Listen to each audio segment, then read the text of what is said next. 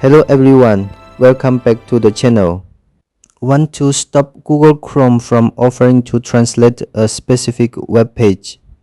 Chrome has an option called Never Translate This Page. This option prevents Chrome from offering to translate that web page again.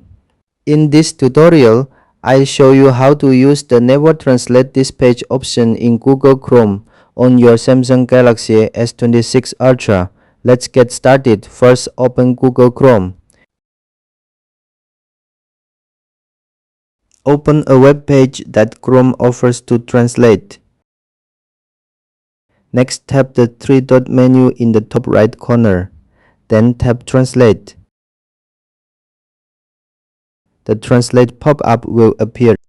Next, tap the gear icon. Tap Never Translate This Page. Chrome will no longer offer to translate this web page.